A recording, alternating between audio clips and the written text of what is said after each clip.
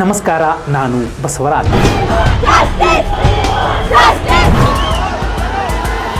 ಜಂತರ್ ಮಂತರ್ನಲ್ಲಿ NEET paper leak ಪ್ರಕರಣವನ್ನು ಉಲ್ಲೇಖಿಸಿ ಸಂಬಂಧಪಟ್ಟವರ ರಾಜೀನಾಮೆಯನ್ನು ಒತ್ತಾಯಿಸುತ್ತಿರುವ ಮತ್ತು ನ್ಯಾಯಯುತವಾದಂತಹ ಒಂದು ಪರೀಕ್ಷಾ ವ್ಯವಸ್ಥೆ ಬೇಕು ಅಂತ ಬಯಸ್ತಿರುವಂತಹ ಯುವ ಪಡೆ ಜೆನ್ಜಿ ಕ್ರಾಂತಿಗೆ ಹೊಸ ಭಾಷ್ಯವನ್ನು ಬರೆದಿದ್ದಾರೆ. ಪ್ರತಿಭಟನೆಗೆ ಒಂದು ಹೊಸ ಲುಕ್ಕನ್ನು ಕೊಟ್ಟಿದ್ದಾರೆ.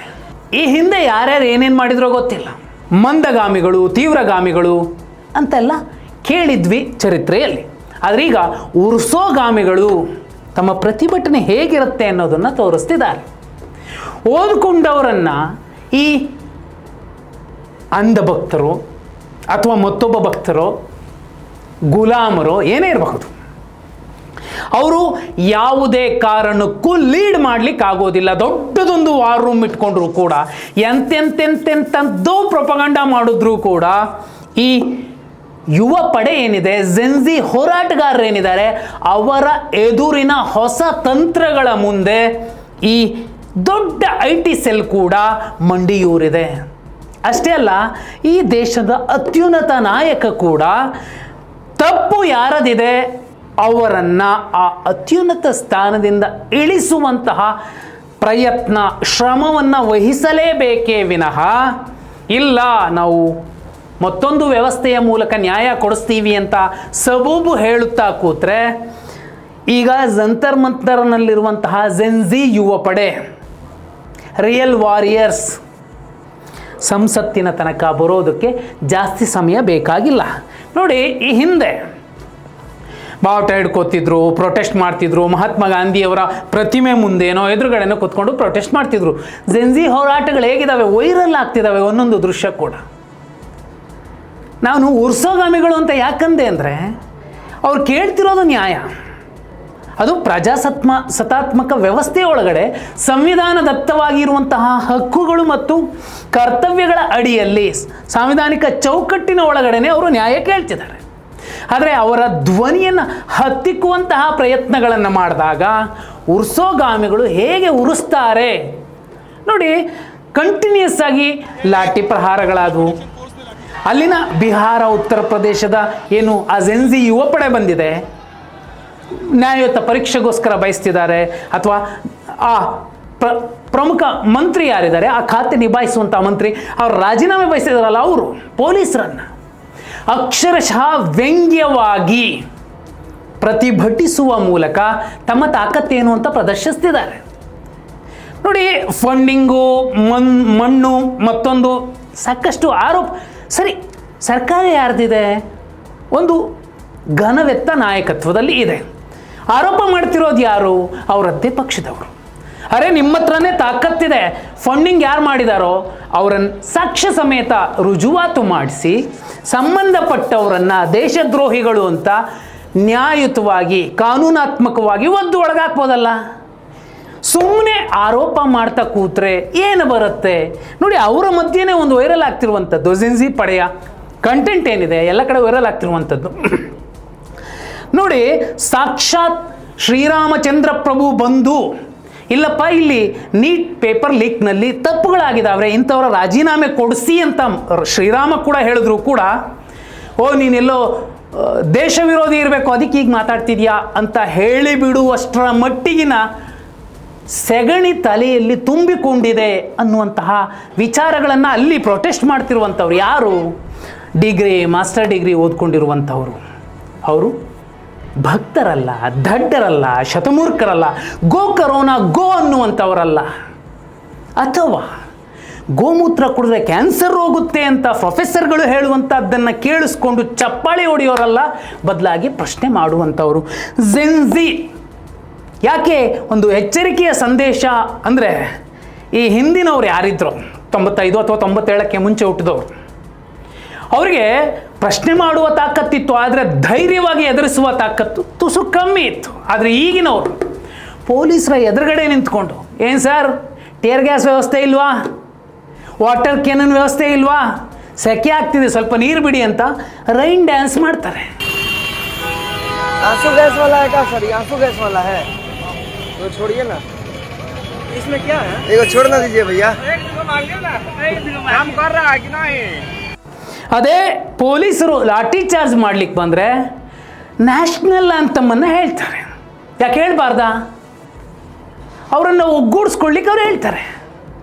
ಆದರೆ ನೋಡಿ, ಇಷ್ಟು ದಿನಗಳ ತನಕ ಒಂದು ರಾಷ್ಟ್ರಗೀತೆಯ ಮೂಲಕ ಸರ್ಕಾರಗಳು ಬರ್ತವೆ ಹೋಗ್ತವೆ, ಪೊಲೀಸರು ಪಾಪ ಆಯಾಯ ಸರ್ಕಾರದ ಕೈಯಾಳುಗಳಾಗಿ ಗುಲಾಮರಾಗಿ ಪಾಪ ಕೆಲಸ ಮಾಡಬೇಕಾಗುತ್ತೆ ಹೇಳಿದ್ದೇನೆ ಯಾಕಂದರೆ ಇದೇ ಪ್ರೊಟೆಸ್ಟ್ನಲ್ಲಿ ಅವರ ಮಕ್ಕಳು ಕೂಡ ಬಂದಿರ್ತಾರೆ, ಅವ್ರ ಮಕ್ಕಳಿಗೂ ಕೂಡ ಅನ್ಯಾಯ ಆಗಿರುತ್ತೆ. ಆದರೆ ಮೇಲಿಂದ ಬರುವ ಆದೇಶವನ್ನು ಪಾಪ ಅವರು ಪಾಲಿಸಬೇಕು. हमें मार के आपको क्या मिलेगा? तुम के गुलाम हो। लेकिन देखो, जैसे वो अगर हमें आदेश देंगे ना तो हमने करना। ಇದು ಒಂದೇ ಅಲ್ಲ ನೋಡಿ, ಅರೆಸ್ಟ್ ಮಾಡಿಕೊಂಡು ಅವರ ವ್ಯಾನಲ್ಲಿ ತುಂಬಿಸ್ಕೊಂಡು ಹೋದರೆ ಇನ್ನಿಂದ ಬಂದು ಯಾರು ಡೋರ್ ತೆಗಿತಾರೆ, ಅವ್ರು ಇಳಿದು ವಾಪಸ್ ಹೋಗ್ತಾರೆ, ಮತ್ತೆ ಅದೇ ಕ್ರಾಂತಿಯ ಮಹಾಸಮುದ್ರಕ್ಕೆ ಸೇರ್ತಾರೆ. ಅಲ್ಲಿ DJ ಸಾಂಗ್ ಹಾಕೋತಾರೆ, ಮತ್ತೊಂದು ಮಗದೊಂದು. ಮತ್ತು ಅಲ್ಲಿನ ಸ್ಲೋಗನ್ಗಳನ್ನು ನೋಡಿದ್ರೆ, ಬಹುಪಾಲು ಈ ಗ್ರಾಫಿಕ್ಸ್ ಇಮೇಜಸ್ಸನ್ನು ಎಲ್ಲವನ್ನು ನೋಡಿದ್ರೆ, ಇದುವರೆಗಿನ ಯಾವುದೊಂದು ದೊಡ್ಡ ವಾರ್ ರೂಮ್ ಇರಬಹುದು, ಸ್ಟ್ರಾಟಜಿಕಲಿ ಏನು ಒಂದು ರಾಜಕಾರಣಿಯನ್ನು ಪ್ರೊಜೆಕ್ಟ್ ಮಾಡ್ತಾರೆ ಅಥವಾ ಒಂದು ಪ್ರೊಪಗಂಡ ಕ್ರಿಯೇಟ್ ಮಾಡ್ತಾರೆ, ಅಂಥವ್ರು ಎಲ್ಲರನ್ನ ನಿವಾಳಿಸಿ ಎಸೆಯುವಂತಹ ಬುದ್ಧಿಮತ್ತೆ ಇರುವಂಥವ್ರು ಅಲ್ಲಿ ಕೂತಿದ್ದಾರೆ. ನೋಡಿ, ನೀವು ಬೇರೆಯವ್ರಿಗಾದರೆ 3 ಸಲ ಜೈ ಶ್ರೀರಾಮ್ ಅಂದಿದ್ರೆ ಕೇಳಿರೋ, ಅವ್ರಿಗೆ 3 ಸಲ ಜೈ ಶ್ರೀರಾಮ್ ಹೇಳಿದ್ರೆ ಅವ್ರು 6 ಸಲ ಜೈ ಭೀಮ್ ಅಂತ ಹೇಳ್ತಾರೆ. ಯಾಕಂದರೆ ನಾವು ಓದ್ಕೊಂಡಿದ್ದೀವಿ, ಧರ್ಮ ಎಲ್ಲಿ ಬರಬೇಕು ಅಲ್ಲಿ ಬರುತ್ತೆ. ಇದು ಶಿಕ್ಷಣದ ವಿಚಾರ. ಇಲ್ಲ ನೀನು ದೇಶದ್ರೋಹಿ ಅಂತ ಇವ್ರನ್ನ ಹೇಳಲಿಕ್ಕಾಗತ್ತಾ? ಆಗಿದ್ದೇ ಆದರೆ ಯಾಕೆ ಇಷ್ಟು ದಿನ ಬಿಟ್ಟಿದ್ದಾರೆ, ಅರೆಸ್ಟ್ ಮಾಡಲಿಲ್ಲ? ಇನ್ನೂ ಒಂದು, ಇಲ್ಲಿ ಇಷ್ಟೆಲ್ಲ ಪ್ರೊಟೆಸ್ಟ್ ಆಗ್ತಿದ್ರೆ ಮತ್ತೊಂದು ಕಡೆ ಪೇಪರ್ ಲೀಕ್ ಮತ್ತೊಮ್ಮೆ ಆಗಿದೆ. ಮತ್ತೊಂದು ರಾಜ್ಯದೊಂದರ ಪ್ರಕರಣ ಈಗ ವೈರಲ್ ಚರ್ಚೆ ಆಗ್ತಿರುವಂತಹ ವಿಚಾರ. ವ್ಯವಸ್ಥೆ ಬದಲಿಸಬೇಕು. ಇಂತಹ ಪರೀಕ್ಷಾ ವ್ಯವಸ್ಥೆ ಮೂಲಕ ಓದಿದವನು ಮತ್ತು ಆ ಪೇಪರನ್ನು ಕದ್ದು ತಂದು ಬರೆದು ಪಾಸಾಗುವಂಥವನು ಇಬ್ರಿಗೂ ಒಂದೇ ತಕಡಿ ಆದರೆ ಏನಾಗಬೇಕು? ಇದರ ಮಧ್ಯೆ ರಿಸರ್ವೇಷನ್ನ ಚರ್ಚೆಯನ್ನು ಕೆಲವರು ತಂದು ಬಿಟ್ಟಿದ್ದಾರೆ. ಸಂವಿಧಾನದತ್ತವಾಗಿ ಎಷ್ಟು ಸಾಧ್ಯವೋ ಯಾವುದನ್ನು ಬೇಕಾದರೂ ಬದಲಿಸಬಹುದು. ನೋಡಿ, ಬಹುಪಾಲು ಸಂದರ್ಭಗಳಲ್ಲಿ ತುಂಬ ಜನ ಹೇಳ್ತಿದ್ರು ಜಾತಿ ಇಲ್ಲದ ಭಾರತವನ್ನು ಮಾಡೋಕ್ಕಾಗುತ್ತೆ. ಜೆನ್ಜಿ ಕೈಲಿ ಹಾಗೇ ಆಗುತ್ತೆ ಆ ಕೆಲಸ, ಕೇವಲ ಜೆನ್ಜಿ ಕೈಲಿ ಆ ಕೆಲಸ ಆಗುತ್ತೆ. ಇನ್ನು ಅಲ್ಟ್ರಾ ಜೆನ್ಜಿ ಏನಾದರೂ ಬಂದರೆ ಅವರು ಜಾತಿ ಅನ್ನೋ ಕಾಲಮನ್ನು ಹೇಳೋ ರೀತಿಯಲ್ಲಿ ಬರೆಯೋ ರೀತಿಯಲ್ಲಿ ಇರೋದೇ ಇಲ್ಲ. ನಾನು ಭಾರತೀಯ ಅಂತ ಹೇಳುವಂತಹ ಎದೆಗಾರಿಕೆ ಹೆಮ್ಮೆ ಅವರಲ್ಲಿ ಇರುತ್ತೆ. ತೀರಾ ಬ್ಯಾರಿಕೇಡ್ಗಳನ್ನು ಇಟ್ಟಾಗ ನಾವು ಹೆದರ್ಕೊಂಡು ವಾಪಸ್ ಬರ್ತಿದ್ವಿ ಅಥವಾ ಅದರ ಹಿಂದೆ ನಿಂತ್ಕೊಂಡು ಪ್ರೊಟೆಸ್ಟ್ ಮಾಡ್ತಿದ್ವಿ, ಘೋಷಣೆ ಕೂಗ್ತಿದ್ವಿ. ಆದರೆ ಈಗ ಬ್ಯಾರಿಕೇಟನ್ನು ತಳ್ಳಿ ಅದೇ ಬ್ಯಾರಿಕೇಟನ್ನ ಮೇಲೆ ನಿಂತ್ಕೊಂಡು ಸ್ಕೇಟಿಂಗ್ ಮಾಡ್ಕೊಂಡು ಬಂದು ಪ್ರೊಟೆಸ್ಟ್ ಮಾಡುವಂತಹ ಒಂದು ಪೀಳಿಗೆ ಅದೇನು ಗೊತ್ತಿಲ್ಲ. ಕ್ರಾಂತಿಯ ಹೊಕ್ಕಳಿಗೂ ಕೂಡ ಬೆಲ್ಲಿ ರಿಂಗ್ ತೊಡಿಸಿರುವಂತಹ ಈ ಜೆನ್ಜಿ, ಪ್ರತಿಭಟನೆಗೂ ಕೂಡ ಟ್ಯಾಟೂ ಹಾಕಿಸಿರುವಂತಹ ಈ ಜೆನ್ಜಿ ದೇಶದಲ್ಲಿ ಮುಂದೊದಗಬಹುದಾದ, ಇವತ್ತು ಯಾವುದೋ ಪಕ್ಷ ಇದೆ, ಇನ್ನೊಂದು ಪಕ್ಷ ಬರಬಹುದು, ಆ ಪಕ್ಷಗಳು ಮಾಡಬಹುದಾದ ತಪ್ಪುಗಳನ್ನು ಪ್ರಜಾಪ್ರಭುತ್ವ ವ್ಯವಸ್ಥೆಯ ಒಳಗಡೆ ನಿಂತು ಪ್ರಶ್ನಿಸಿ ಧೈರ್ಯವಾಗಿ ಎದುರಿಸಿ ಆ ತಪ್ಪುಗಳನ್ನು ತಿದ್ದಿಕೊಳ್ಳುವ ಅವಕಾಶ ಕೊಟ್ಟು ಒಂದು ವೇಳೆ ಕೇಳದೆ ಹೋದರೆ ಆ ವ್ಯವಸ್ಥೆಗಳನ್ನು ಪುಡಿ ಪುಡಿ ಮಾಡಿ ಹೊಸದೊಂದು ಸರ್ಕಾರವನ್ನು ತರಬಲ್ಲಂತಹ ತಾಕತ್ತು ಪ್ರಜಾಪ್ರಭುತ್ವ ವ್ಯವಸ್ಥೆಯ ಒಳಗಡೆ, ಚೌಕಟ್ಟಿನ ಒಳಗಡೆ ಮಾಡೇ ಮಾಡ್ತಾರೆ. ಜೆನ್ಜಿ ತಾಕತ್ತು ಅದು. ಇವತ್ತು ಜಂತರ್ ಮಂತರ್ನಲ್ಲಿ ಇರೋನ್ನ ಯಾರೋ ಕೆಲವರು ದೇಶದ್ರೋಹಿಗಳು ಅನ್ನೋದಾದರೆ, ಹಾಗಾದರೆ ಪೇಪರ್ ಲೀಕ್ ಮಾಡಿಸಿದ್ದು ಒಳ್ಳೇದಾ? ಪೇಪರ್ ಲೀಕ್ ಮಾಡಿದವರು ದೇಶ ಪ್ರೇಮಿಗಳ ಅಥವಾ ಪೇಪರ್ ಲೀಕ್ ಮಾಡಿದವರನ್ನು ಕಾಪಾಡ್ತಿರುವಂತಹ ಜತನದಿಂದ ಅವರು ದೇಶ ಪ್ರೇಮಿಗಳ? ಯಕಶ್ಚಿತ್ ಒಂದು ಪದವಿ, ಒಂದು ಪೋಸ್ಟಿಗೋಸ್ಕರ ಒಂದು 10 ಮಕ್ಕಳನ್ನ ಕೊಂದು ಅವ್ರ ರಕ್ತದ ಮೇಲೆ ಸಾಮ್ರಾಜ್ಯ ಕಟ್ಟುವಷ್ಟು ವರ್ಸ್ಟ್ ಸ್ಟೇಟಲ್ಲಿ ಇದ್ದಾರ ನಮ್ಮ ಮಂತ್ರಿಗಳು ಅಂತ ಹೇಳಿ ಇಲ್ಲಿ ಬಯಸಿದ್ದಿಷ್ಟು ಸಂಬಂಧಪಟ್ಟ ಸಚಿವರ ತಲೆದಂಡ ಹಾಕಬೇಕು ಅಂತ. ಅವ್ರನ್ನ ಇಟ್ಕೊಂಡೇನು ಪೂಜೆ ಮಾಡೋಕ್ಕಾಗತ್ತಾ? ಒಂದು ವೇಳೆ ತಲೆದಂಡ ಆದಮೇಲೆ ತನಿಖೆಗಳ ಮೂಲಕ ಇಲ್ಲ ಅವ್ರು ತಪ್ಪಿಲ್ಲ ಅನ್ನೋದೇ ಸಾಬೀತಾದರೆ ಮತ್ತೆ ಕರೆಸ್ಕೊಂಡು ಅದಕ್ಕಿಂತ ಅತ್ಯುನ್ನತ ಪೋಸ್ಟನ್ನು ಕೊಡ್ಬೋದಲ್ಲ.